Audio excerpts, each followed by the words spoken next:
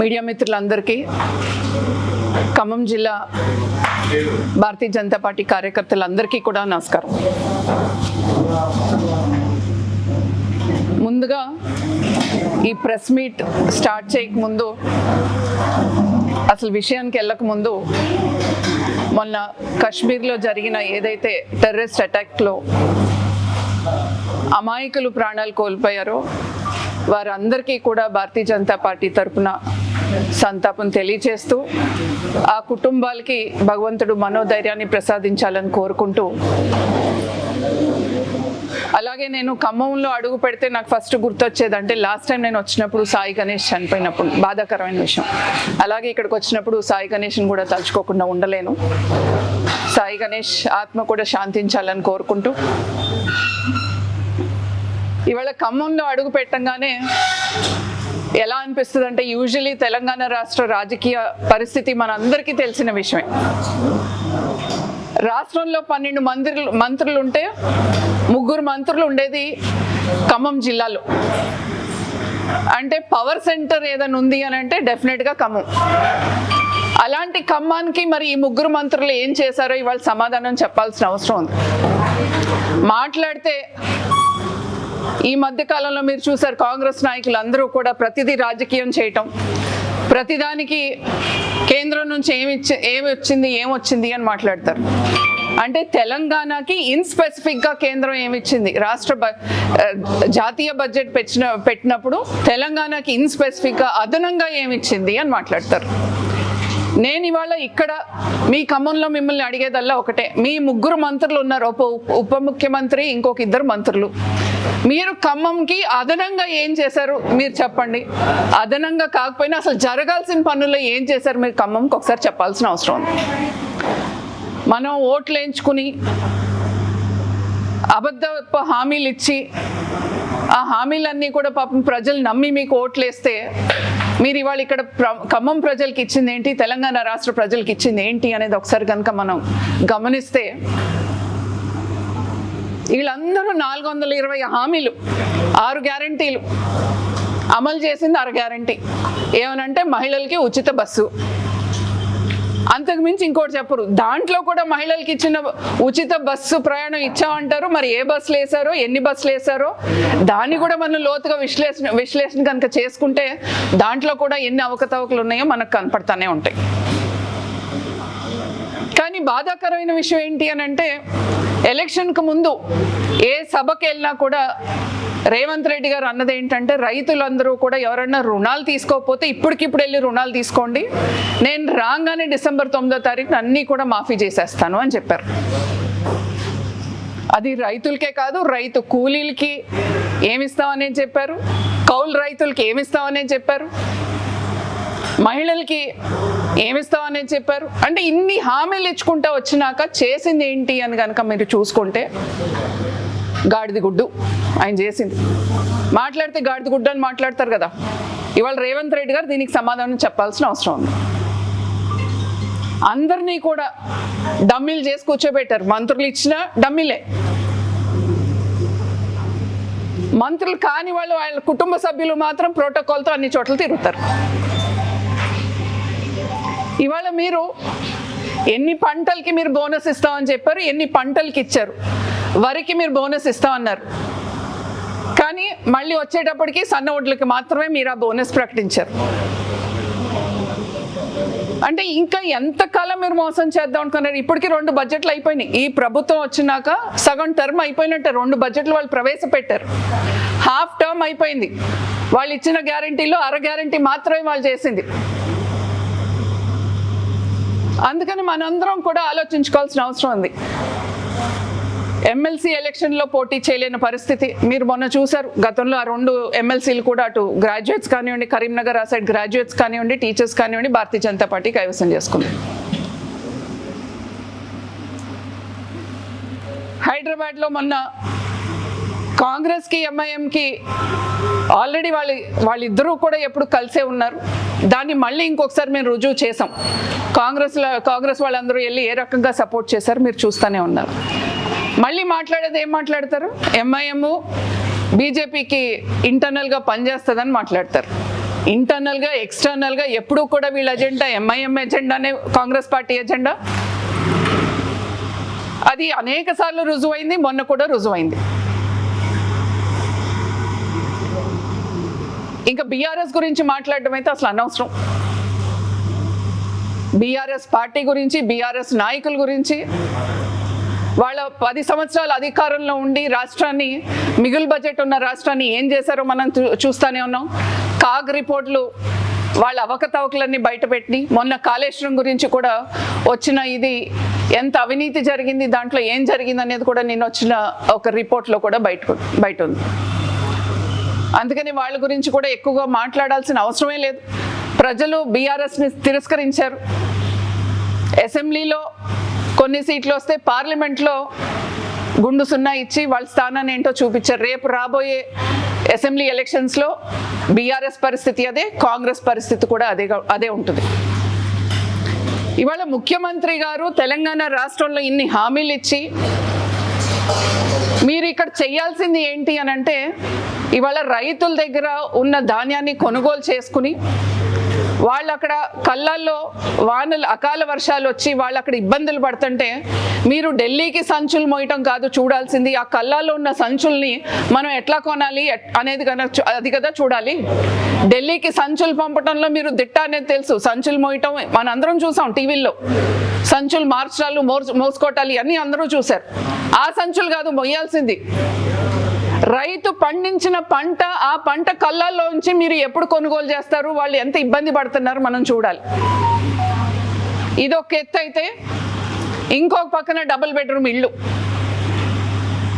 గత ప్రభుత్వం అరిచేతిలో వైకుంఠం చూపించినట్టు గత ప్రభుత్వం ఒక డబుల్ బెడ్రూమ్ ఇల్లు కట్టి, ఇదిగో ఇది నీకే కనపడ్డ వాళ్ళందరికీ కూడా ఆ డబుల్ బెడ్రూమ్ నీకే అని చెప్పి, ఇవాళ ఈ ప్రభుత్వం అధికారంలోకి వచ్చినాక దాన్ని మార్చి ఇందిరమ్మ ఇల్లు అని పేరు పెట్టి, అది వాళ్ళ కార్యకర్తలకి మాత్రమే ఇచ్చుకోవటానికి పనికొచ్చే విధంగా వాళ్ళు చేసుకుంటూ ముందుకెళ్తే, కానీ దాంట్లో కూడా బాధాకరమైన విషయం ఏంటంటే, వాస్తవాలు వాళ్ళు తెలుసుకోవాలి. రీసెంట్గానే నాకు తెలిసినంత వరకు ఒక మాజీ ఎంపీపీ అనుకుంటా, కాంగ్రెస్కి సంబంధించిన ఆయన ఆత్మహత్య చేసుకోబోయాడు. ఎందుకు అని అంటే, ఇందిరమ్మ ఇల్లు నాకు కేటాయించలేదు, నాకు ఆల్రెడీ టీఆర్ఎస్ ప్రభుత్వం ఉన్నప్పుడే నాకు నా పేరు లిస్ట్లో ఉంది, కానీ మా ప్రభుత్వం వచ్చినాక మాకే ఇవ్వట్లేదు అని చెప్పి ఆయన చెప్తున్నాడు. ఇది స్టేజ్డా లేకపోతే నిజమా అనేది కూడా తెలుసుకోవాలి. ఎందుకంటే మిగిలిన ఇందిరమ్మ ఇళ్ళన్నీ కూడా కాంగ్రెస్ నాయకులకే వెళ్ళి, ఇవాళ మీరు ఇళ్ళివ్వరు, మహిళలకి తులం బంగారం అని చెప్పారు పెళ్లి చేసుకుని పిల్లలు కూడా కంటున్నారు, కానీ మీరు ఆ తులం బంగారం లేదు. మీరు పెన్షన్లు పెంచుతా అన్నారు, దాని సంగతి దేవుడు ఎరుగు. రుణమాఫీ చేసేసామని చెప్తున్నారు, 40% మాత్రమే చేసి మిగిలిన 60% రుణమాఫీ ఇంకా రైతులది అది పెండింగ్ ఉంది. రైతు కూలీలకి ఏం చేశారో మీరు చెప్పాల్సిన అవసరం ఉంది. ఆడపిల్లలకి స్కూటీలు ఇస్తా ఉన్నారు, దానికి ఏం చేశారో మీరు చెప్పాల్సిన అవసరం ఉంది. మీరు ఇచ్చిన స్కీముల గురించి కాసేపు పక్కన పెడితే, అసలు రాష్ట్రంలో మహిళలకి భద్రత ఉందా, రాష్ట్రంలో అసలు ఎవరైనా సరే సామాన్యుడు పౌరుడికి భద్రత ఉందా అనేది కూడా మనం ఆలోచించుకోవాల్సిన అవసరం ఉంది. ఎంతమంది మహిళల పైన ఎన్ని అఘాయిత్యాలు వాళ్ళు రోజుకి తెలంగాణ రాష్ట్రంలో పెరుగుతుందో అనేది మీరు ఒక్కసారి ఆ క్రైమ్ రికార్డ్ కనుక చూస్తే మీకు అర్థమవుతుంది. హైదరాబాద్ లాంటి మహానగరంలో నడిబొడ్డున పట్ట పగలు పొడుచుకోటాలు, కాల్చుకోటాలు అనేది మనం చూస్తూనే ఉన్నాం. గతంలో కాంగ్రెస్ ప్రభుత్వం అధికారంలో ఉన్నప్పుడు మనం బాంబ్ బ్లాస్ట్లు ఇవన్నీ చూసాం. మళ్ళీ ఇవాళ మహిళల పైన ఎన్ని అఘాయిత్యాలు జరుగుతున్నాయి అవి కూడా మనం చూస్తున్నాం. ఖమ్మంలో మాత్రం ఎక్కడికక్కడ గుట్టు చప్పుడు కాకుండా, ఈ బయటికి రాకుండా 3 మంత్రులు ఉన్నారు కాబట్టి వాటిని అనగదొక్కే ప్రయత్నం ఇక్కడ జరుగుతుంది. నిజంగానే నాకు చాలా బాధాకరమైన విషయం అంటే, మహిళల పట్ల ఇంత చిన్న చూపు ఎందుకు, వాళ్ళకి కల్పించాల్సిన సెక్యూరిటీ కూడా కల్పించలేని పరిస్థితి ఇవాళ ఈ రాష్ట్ర ప్రభుత్వానికి. ఇంకా హాస్టల్స్ గురించి, గురుకులాల గురించి, వాటి గురించి ప్రత్యేకించి ఏం చెప్పనక్కర్లా. ఫుడ్ పాయిజనింగ్ కేసెస్ ఎన్ని జరిగినాయో మనకు తెలుస్తూనే ఉన్నాయి. అంటే ఓవరాల్గా ఈ రాష్ట్ర ప్రభుత్వం ఒక అడ్మినిస్ట్రేషన్ కనుక చూసుకుంటే పూర్తి పూర్తిగా వైఫల్యం చెందిన ప్రభుత్వం. అంటే ఏ ముఖ్యమంత్రికైనా ఇంత షార్ట్ స్పాన్లో ఇంత నెగిటివిటీ వచ్చి ప్రజల్లో ఇంత తిరస్కరణ వచ్చింది అని అంటే, తిరస్కరిస్తున్నారు అని అంటే, అది కేవలం రేవంత్ రెడ్డి గారికి మాత్రమే ఆ ఘనత దక్కింది. ఇప్పటికైనా సరే, ఒక హాఫ్ టర్మ్ అయిపోయినా మిగిలిన టర్మ్లో అయినా సరే ప్రజలకు ఇచ్చిన హామీలు నెరవేర్చే విధంగా మీరు ఇక్కడ నుంచి ఢిల్లీకి మూటలు మోయటం మానేయాల్సిందిగా కోరుతూ ముందు మీరు ఇక్కడ ఇచ్చిన హామీలు నెరవేర్చే ప్రయత్నం చేయాల్సిందిగా కోరుతున్నా. ఇవాళ భారతీయ జనతా పార్టీ నాయకులు అట్లాగే మాట్లాడతారు, వీళ్ళు డబ్బులు సంచులు మేము ఇచ్చామని చెప్పి మాట్లాడతారు, వీళ్ళు అట్లాగే మాట్లాడతారంటారు. కాసేపు నేను భారతీయ జనతా పార్టీ రాష్ట్ర కార్యదర్శి, కాసేపు అది పక్కన పెట్టండి. వాళ్ళ పార్టీ నాయకులు చెప్పలేదా? ఆయనకి పిసిసి ప్రెసిడెంట్ ఇవ్వగానే డబ్బులు ఇచ్చి పోస్ట్ తెచ్చుకున్నాడని వాళ్ళు చెప్పలేదా? ఇవన్నీ మనకు కనపడతానే ఉన్నాయి కదా.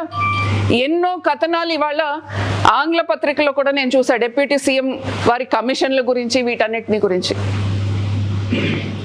ఇంకా కూడా మీరు రాష్ట్ర ప్రజల్ని పీడించుకుని తిందాము.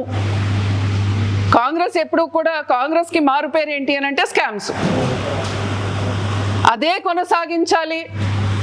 ఈ రాష్ట్రంలో ప్రజలు జీవన స్థితి మారొద్దు, ఇలానే ఉండాలి అని అనుకుంటే ఇప్పటికీ మీరు ఎమ్మెల్సీ ఎలక్షన్స్లో కంటెస్ట్ చేయలేని పరిస్థితి 2 సీట్లలో కంటెస్ట్ చేసిన 1 సీట్ ఏమైందో మీరు చూస్తూనే ఉన్నారు.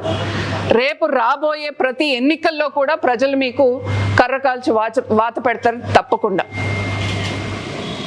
నేను మీడియా మిత్రులను కూడా కోరేది ఒకటి, వాస్తవాలు మీరు ప్రజలకి చెప్పాల్సిన బాధ్యత మీ పైన ఉంది.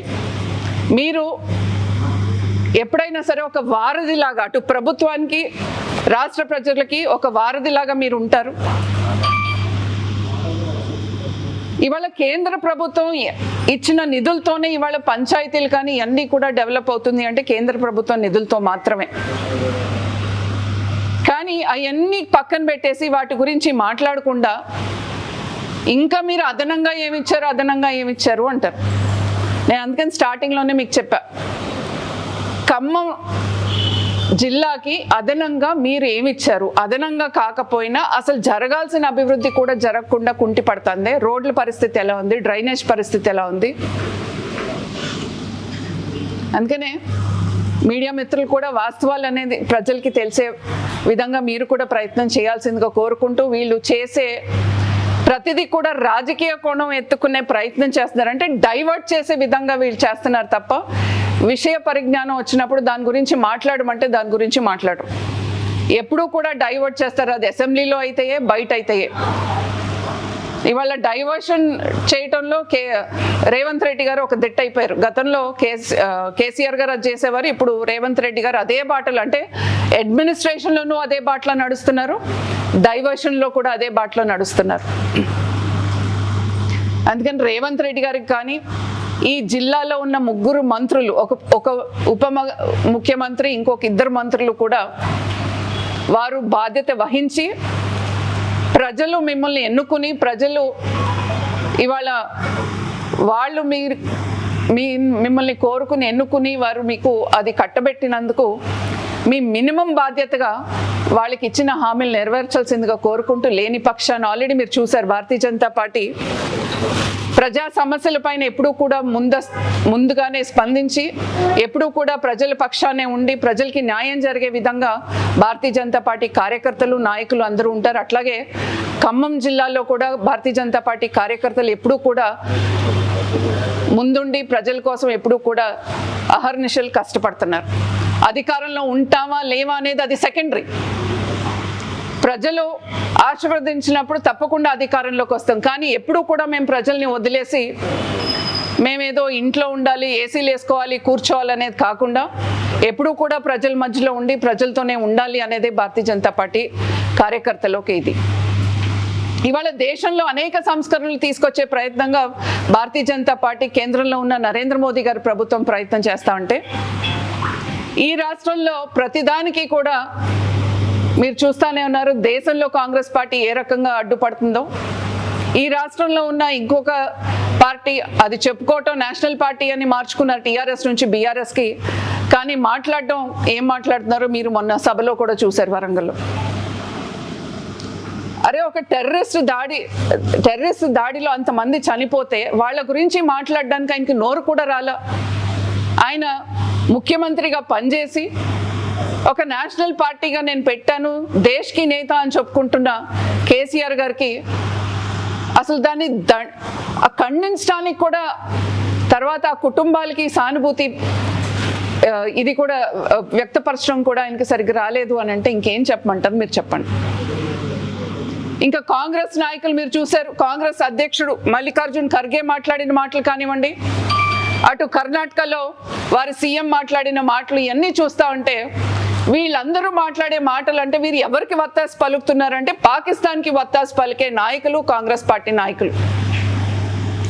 మీరు దేశం కోసం అటు సైనికులు గతంలో సర్జికల్ స్ట్రైక్స్ చేసినప్పుడు కూడా మాకు ప్రూఫ్ లేయని అడుగుతున్నారు. ఇవాళ ఏ కుటుంబాలపైన అయితే దాడి జరిగిందో ఆ కుటుంబ సభ్యులు మమ్మల్ని మీరు హిందూనా ముస్లిమా అని అడిగి చంపారు అని అంటే అది సరిపోదట. వాళ్ళ కుటుంబంలో కనుక అది జరుగుంటే, అంటే నేను వాళ్ళకి జరగాలని నేను కోరుకోవట్లా, కానీ వాళ్ళ కుటుంబంలో జరుగుంటే ఆ బాధ ఏంటో అనేది వాళ్ళకి తెలుస్తుంది. అన్నిటికీ మాకు ప్రూఫ్లు కావాలి అని మాట్లాడతారు. ఇది బాధాకరమైన విషయం. అంటే ఆ కుటుంబంలో వాళ్ళ పక్కనున్న వ్యక్తుల్ని కాల్చి చంపిన ఆ ఘటన వాళ్ళు ఇంకా మర్చిపోలేదు. అది ఎప్పుడూ కూడా జీవితాంతం వాళ్ళ కళ్ళ ముందు అలానే ఉంటుంది. వాళ్ళు అక్కడ దుఃఖంలో ఉంటే ఇక్కడ వీళ్ళు ప్రూఫ్లు అడగటం.